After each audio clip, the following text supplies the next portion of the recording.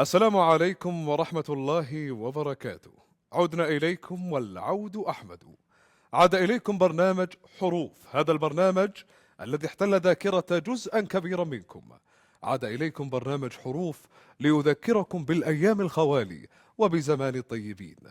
عاد إليكم برنامج حروف بعد حوالي 20 عاما، وعاد إليكم حيث المعلومة المفيدة والأسئلة الممتعة وطريقة التنافس الحميدة والشكل الفني المبدع. كان هذا البرنامج فاكهة أشهر رمضان المبارك، وسيبقى بإذن الله.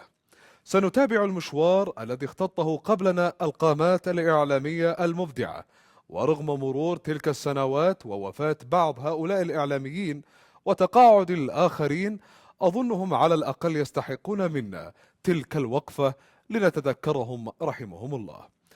إبراهيم علان، فوزي خميس، إبراهيم القاسم، وغانم الصالح، وغالب كامل، وماجد الشبل رحمهم الله. لقد كانوا روادا ارتبطت ذكراهم ببحور من الثقافة والمعلومات والأدب في زمن جميل رغم بساطة الإمكانيات.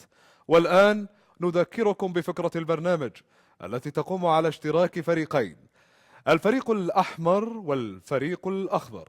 وعلى الفريق الأحمر الإجابة على الأسئلة وتوصيل الخط من اليمين إلى اليسار أو العكس، ويقوم الفريق الأخضر بالإجابة على الأسئلة على الحروف لتوصيل الخط من الأعلى إلى الأسفل أو العكس.